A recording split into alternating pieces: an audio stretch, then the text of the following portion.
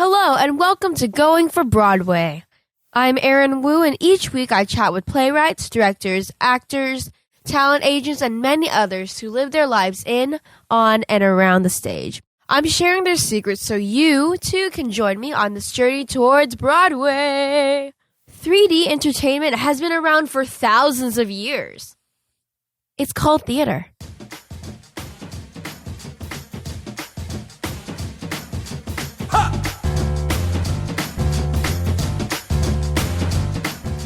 Welcome to the Going for Broadway podcast with Eryn Wu. Eryn is a young performer who has acted and sung in many plays and has dreams of reaching Broadway. Each day is another step closer to that goal.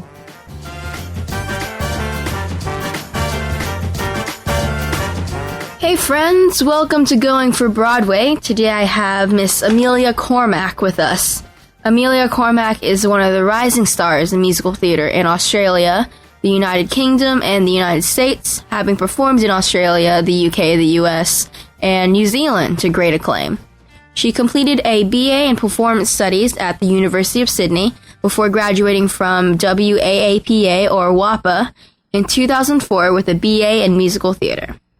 In 2008, Amelia received a Green Room Award for Best Featured Ensemble in a musical as one of the original divas in Priscilla, Queen of the Desert musical, a role she originated in and performed for almost 2 years in Sydney, Melbourne, and Auckland. After moving to New York in 2013, Amelia was a featured singer in Rockers on Broadway and a featured soloist and musician in Alpine Theatre Project's Yuletide Affair X. Currently based in New York, Amelia is in the U.S. national tour of Kinky Boots as Trish. So, Amelia, when did you decide that you wanted to be an actor? It was always something that I just loved performing. I started playing violin when I was 6 and then piano when I was 9. And then I was in the choir at school and I just loved doing all the shows I had at school. It was kind of something that it was just kind of not a question that this wasn't what I was going to do. I didn't really know. Having singing lessons at school, I knew I wanted to be on stage. I didn't know if I wanted to be a jazz singer or an opera singer or a music theatre singer, and it was through going to university and then doing the shows there that I realised that it was actually music theatre that I was passionate about. And then I went on to drama school after that, and then graduated and got an agent and all that kind of stuff, and then kind of have been doing it ever since. So there was never kind of one show or one moment I saw that I was like, that's what I want to do. It was just always something that I knew that I wanted to do. Yeah. And so you studied at the Western Australian Academy Performing Arts and Music Theatre and the University of Sydney in Performance Studies. That's right. And so what kind of training did you do at these schools? Well, the University of Sydney, that was just basically a Bachelor of Arts, which was a very kind of free-range course, really, where you could pick and choose what you wanted to do. You could pick your major. I didn't really know what I really wanted, but my mother had done an arts degree, and she'd gone to Sydney University as well, so I just figured, well, I'll go there. Originally, I wanted to do a combined degree of a Bachelor of Arts with a Bachelor of Music, but because I was going in as a vocalist and I was 17, I went straight from school to university. They said I was too young, so I just ended up doing a Bachelor of Arts. And originally, I was going to major in music, but I actually ended up majoring in Performance Studies, which was an academic look at performance. And it stood me in really good stead to then go on to drama school, which was WAAPA, as we call it for short, because I kind of learnt how to think at university. It wasn't kind of preparing me for any job in particular, but I also was involved in a lot of societies and groups. I did a lot of productions with the Drama Society. I was in a medieval music group. So then to go from that to quite structured performing arts school, which was much more specialised, I definitely appreciated having that 4 years of university of kind of being educated. And I did everything from Latin to ancient history to Celtic studies to Indigenous studies, to lots of different music courses. And I think that's what's fantastic about an arts degree, is that it gives you a really broad range of subjects to choose from. And some subjects I only did for one semester and never picked up again, but I definitely appreciated that experience. And just many of my audience are in high school, like myself, with just dreams of being an actor like you. And you obviously trained at university. On the other hand, I'm sure you know fellow actors who haven't. Yes, that's correct. And so just how important do you think it is to go to university for the performing arts, invest in that additional 4 years versus just start auditioning for jobs and just going at it?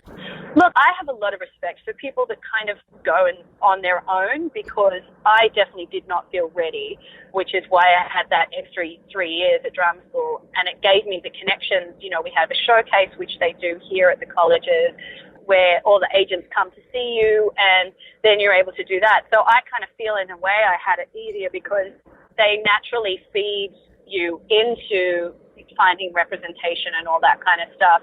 But I definitely think the advantage of training is that it prepares you it gives you the tools that you need. I mean, if you've got the talent to just go straight into auditioning, then that's fantastic.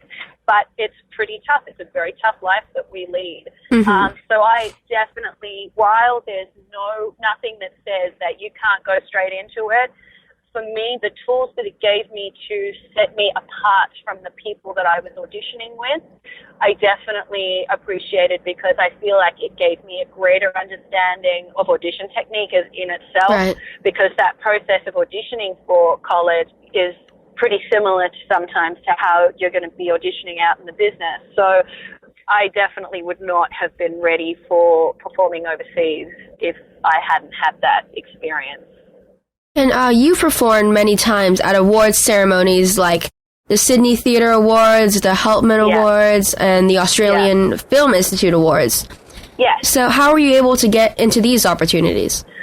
A couple of them were through knowing people. Like the Sydney Theatre Awards is quite a recent award ceremony that they've started up, which recognises excellence in performances in Sydney. And that I had a friend who was organising the ceremony that knew me, so they asked me to perform, which was really excellent.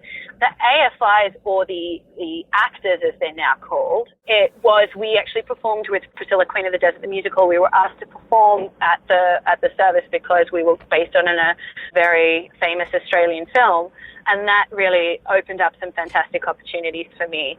So it's kind of like a lot of things in this business. It's kind of who you know sometimes, but then other times it's being in a show, you get a lot of opportunities to perform in different places and in different things. Just to explain for your audience, the AFIs, the actors, are kind of our equivalent of the Golden Globes, in that it recognises excellence in film and television in Australia, and then the Helpman Awards are our equivalent of the Tonys, so it's recognising excellence in live performance. Yeah. And you said that you will do like parts of the show you're in at these awards. Do you ever do anything else? Well, with the show, it's always the show material. At the Sydney Theatre Awards, I performed, I think it was a song from Hairspray. So it just depends on, sometimes I've been doing a lot of singing the national anthems in the USA. I've been asked to sing the Australian and American national anthems at some functions. So sometimes unless you're with a show and it's a publicity opportunity, they can promote the show. They usually have something in mind. Occasionally they'll say, do you want to do something else of your own? But most of the time you kind of slot in with their agenda and what they want to kind of have happen. Okay. You've also had a few TV and film appearances. I have indeed. Did you get these through your agents, or how did you get involved? I did. Basically, when we finished drama school, we were able to put together a show reel, which is kind of just bits of film and television that we'd done at drama school. But when I first left drama school, my first few auditions were film and television, which really surprised me because I was more experienced as a theatre actress. But yeah, my first job, I was opposite a very well-known Australian actor called Richard Roxburgh in a mini-series for the ABC, which is the Australian Broadcasting Corporation, which is our national public broadcaster, like PBS kind of thing. Right. Yeah, and that was interesting because I'd never been in front of a camera before, so I was a little scared and didn't really feel like I knew what I was doing. But that kind of led into a few other opportunities. And I just had this run of film and TV auditions, which is fantastic. The problem is in Australia and the UK, a lot of what we call pigeonholing happens, so that once you've been in a theatre show often, it's very difficult to then get a TV job after that, because it's kind of perceived that you're a theatre actor or you're a film and TV actor. And so that's kind of what happened for me. I had 4 film and television jobs in a row, and then I booked Priscilla, and then it was very difficult for me to get a film and TV job after that. But I feel like in the States, there's a lot more diversity. You see so many Broadway performers in television shows now. Yeah. It's so fantastic. Oh, yeah. And so it's wonderful for us to kind of move overseas to kind of feel like you can work in lots of different media, which is something that's very important when you're an actor. The more different kinds of media that you can work in, the more job opportunities there are. And what would you say is one of the main differences of working in front of an audience and working in front of a camera? Sure. I mean, they're very different skills. Doing theatre is so wonderful because you get that immediate feedback from the audience. You know, if you say something funny, there's a laugh there. There's a real sense of risk that, you know, you have to get your lines right. You have to get everything right, because you don't have the chance to go back and do it again. Whereas with television and film, it takes a lot of skill to be able to recreate that performance, because, you know, you're doing take after take after take after take, and you have to be able to recreate that every time.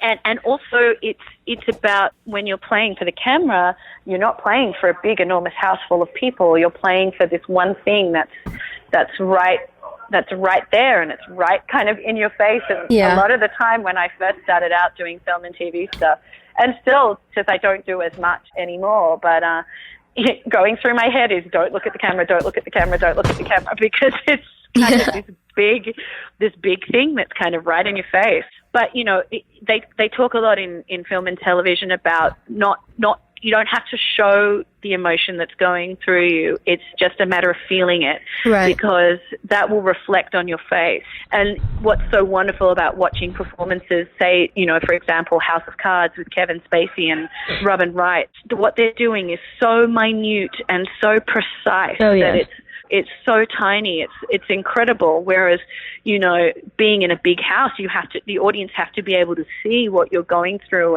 and so you really have to show them. So that's, I would say, probably the biggest difference between the two, is that it's working on a very small scale as opposed to working on a much bigger scale, if that makes sense. Yeah. And you are currently touring in the United States in Kinky Boots. That's correct. Yes. And how did you get involved in this touring opportunity? I had been in New York, maybe 4 months. And the way that it works in New York is they have these equity hold open calls. So on Broadway, most of the performers there are members of the Actors Union, which is called Actors Equity. And they hold open auditions, which are called, you have either an EPA, which is an equity principal audition, or you have an ECC, which is an equity chorus call. Now, the equity chorus calls are usually on the big scale. You might see, you know, rooms with hundreds of people, whereas the EPAs, or the equity principal auditions, are one-on-one, or you on your own in the room with the creative. And you have, you know, you see your 16 bars, and it's kind of like, okay, show us what you can do, great, next. And I hadn't done one in New York yet, and my manager said to me, you need to go in for Kinky Boots. I was kind of like, I don't know that it's really my kind of show, and I was kind of not thinking about it too much, and just went in and waited in line for one of these open calls, and I mean, people spend hours and hours waiting. Oh, yeah. So I went in, sang my 16 bars, thought it was one of the worst auditions I'd ever done, and kind of walked down and went, okay, well, I probably won't hear back from them, but I've done it. And anyway, didn't give it a second thought. And then 2 months later, I had a phone call from my manager saying, so Kinky Boots wants to see you. And I went, really? And they said, yes. And so I thought, oh, okay. And then my mission just was to do the best audition for them that I could, because the audition took place at one of the biggest, kind of most prominent casting directors in New York, which are a company called Telsey & Co. And so I just went in there wanting to just impress them and show them what I could do, regardless of whether or not I got the job. And I went in there and did one of the best auditions I've ever done and was really happy with it. And so, again, walked out thinking I'm probably not going to hear anything, but I'm happy with what I did. And then 2 weeks later, I got another phone call saying, you've got a final for Kinky Boots in 2 weeks in front of Cyndi Lauper, Harvey Fierstein, Jerry Mitchell, and Stephen Aremus. Wow. And after I'd had a minor panic attack, I went in, did the audition. Cyndi and Harvey were actually there in the end. But, I mean, names like Jerry Mitchell and Stephen Aremus are names on cast recordings for me. So to be in the same room as them was just incredible. Yeah. So, did my audition and then got a call that afternoon saying they love her and they want to see her for a movement call. So that was the Wednesday was my final audition and the Thursday was the movement call. And then Monday I got the phone call and I got the job. Nice. And a lot of my friends I didn't know how big a deal the first national tour was until I started telling my friends, because touring in the UK and Australia is very different, and it kind of wasn't as big a deal. And then when I started telling my friends, they were kind of like, what? You've been in New York 6 months and you booked the first national tour. They were a little jealous, but they were incredibly supportive and happy for me. But so that's how I got the job. So it's funny the way things work out. And actually, just as a side note, interestingly enough, back before I left Australia in 2011, and Cyndi was actually playing at the theatre that I used to work at. I used to work front of house at a theatre called the State Theatre in Sydney. And she came and played the show, did a concert there. And a friend of mine that's a publicist knew her tour manager. And so she introduced me to her tour manager and said, Amelia's going to be going to New York and I know they're doing Kinky Boots and you should get involved. And so having to meet this woman and then to touch base with her when I was in New York and then completely randomly by chance to then be doing the show 2 years later was incredible. And so how is that life of touring, traveling from city to city, performing in front of so many different audiences? Look, it's amazing. It's wonderful and challenging and hard, and it's a lot of different things.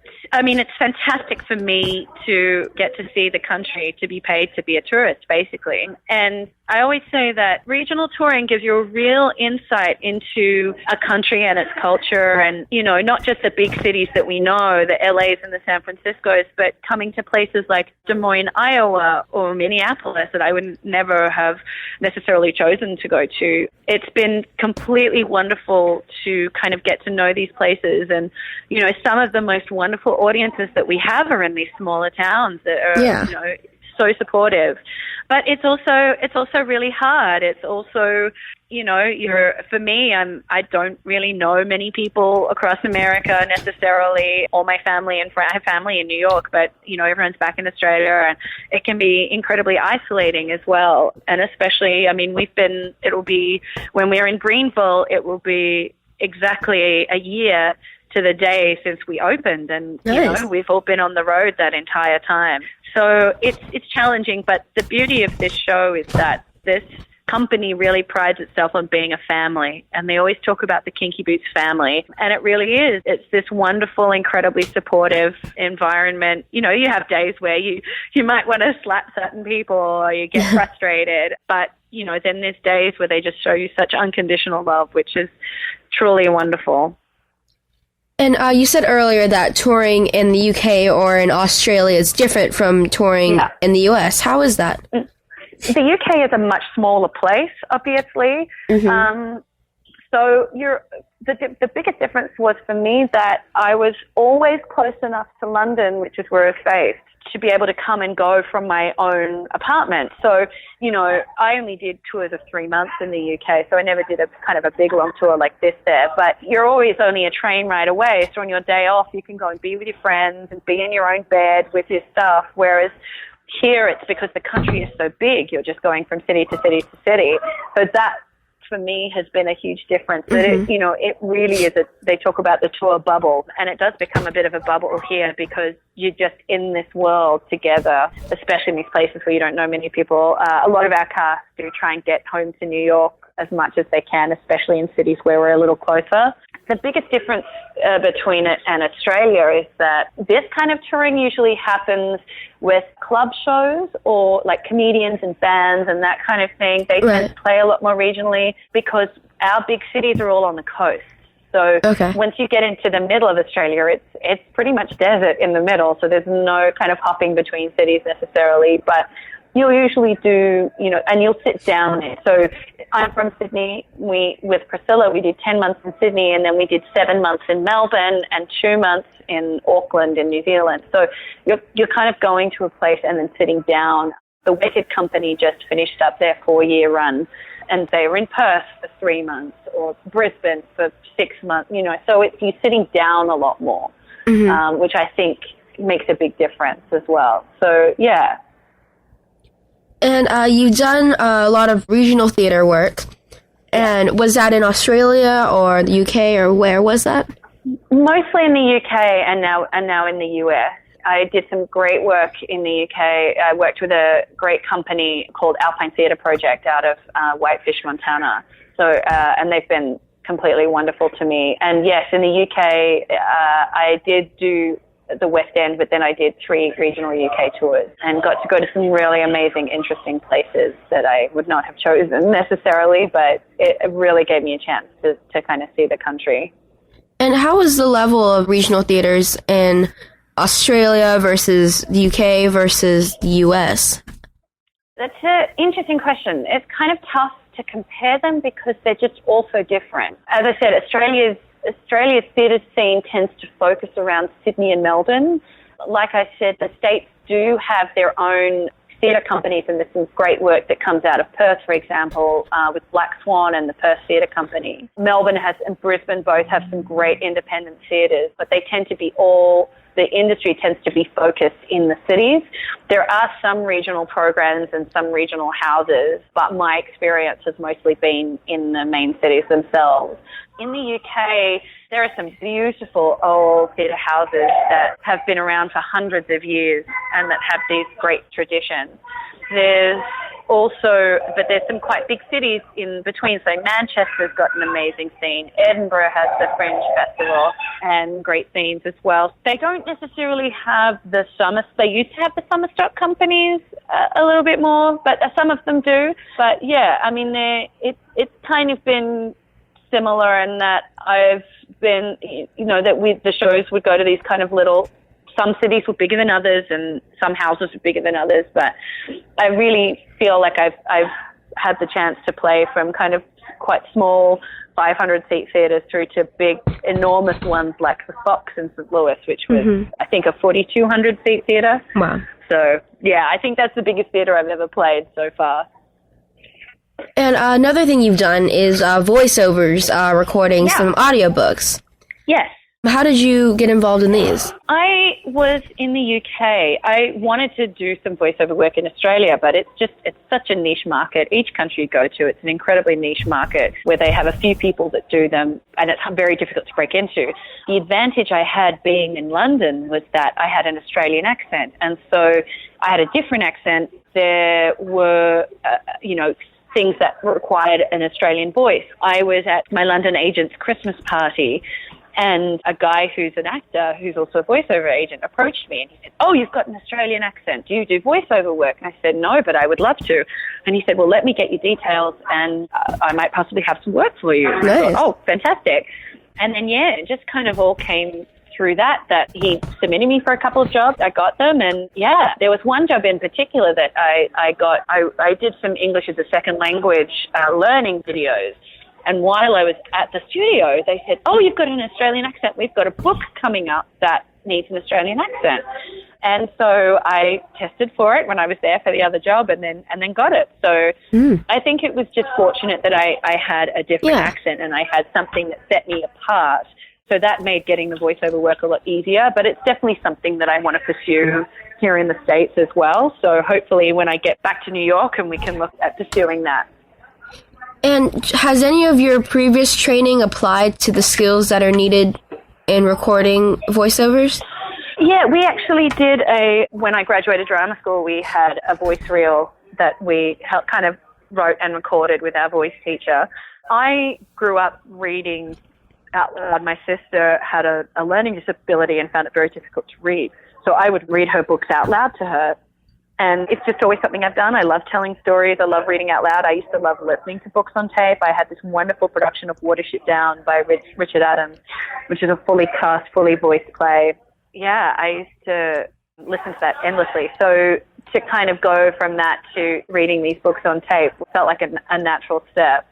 But definitely being at drama school and having, you know, a voice teacher, not sung voice, but actually spoken voice, you know, learning about articulation, learning about sentence structure and punctuation and how important that is, definitely assisted in that. It's one thing they talk about being able to do a cold read, which is reading when you haven't seen the script before.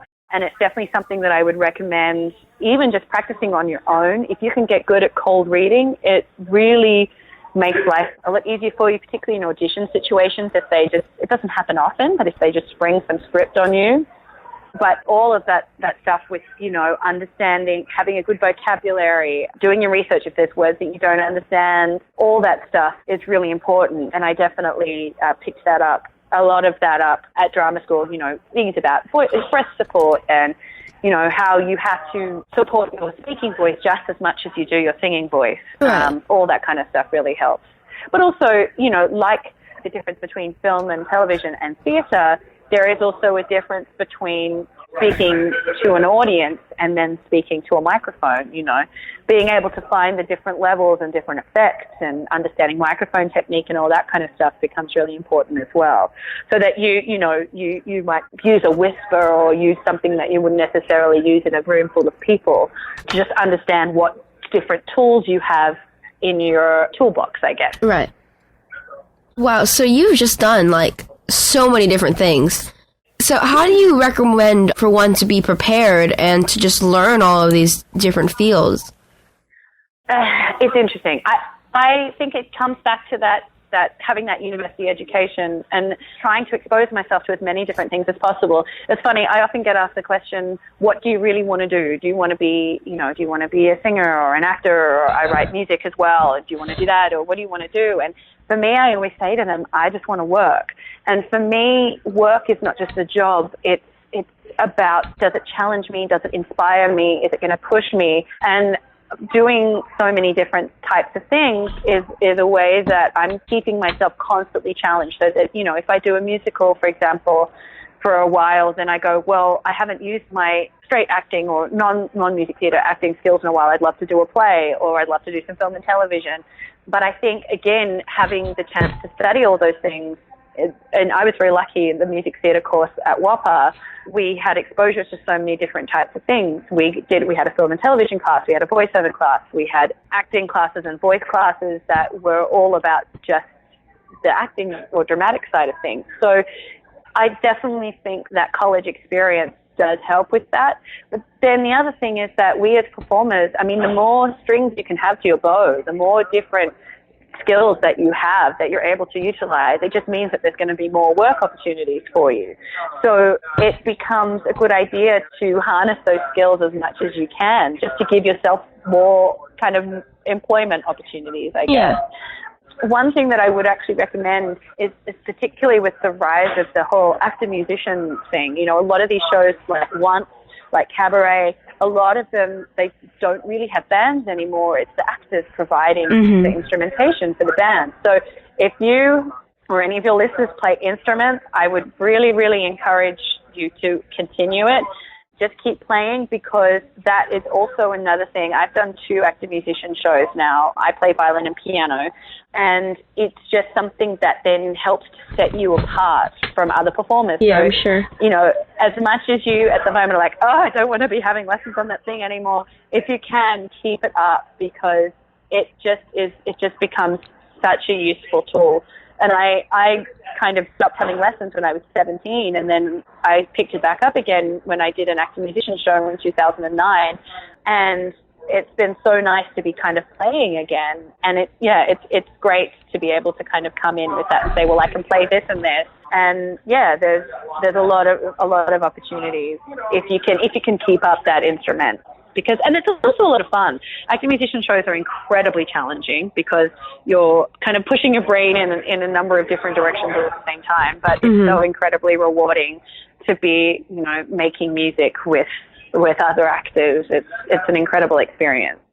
And so, is there any other advice that you would like to give to me and my audience, aspiring young actors, in reaching their goals in acting and potentially being on Broadway or going on tour? Yeah, my biggest piece of advice to people is always, if you can dream it, you can do it.